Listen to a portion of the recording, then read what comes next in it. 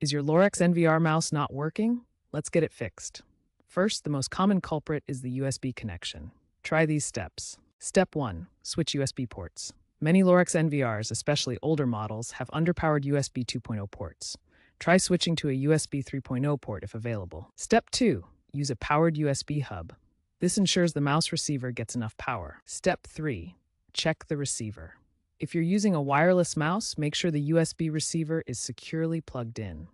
Try repairing the mouse by pressing the sync button on both the mouse and receiver.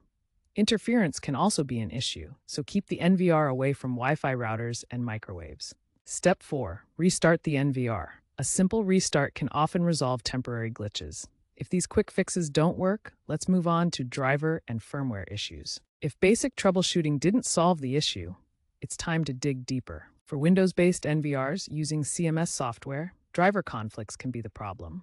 Ensure your drivers are up to date. Check Device Manager for errors. If you recently installed antivirus software like Bitdefender, that may be interfering with the mouse. Check its settings to ensure it's not blocking the mouse connection. Also, make sure to update your NVR's firmware via the Lorex app or a USB drive. Newer firmware versions include improved USB compatibility and may automatically detect your mouse. Looking ahead, Lorex is moving towards more integrated, wireless solutions with Bluetooth support and AI-driven diagnostics that can automatically fix mouse problems.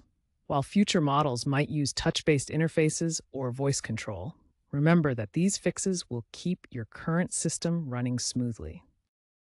If all else fails, contacting Lorex support for a warranty claim might be the best option, especially if you have a faulty USB port.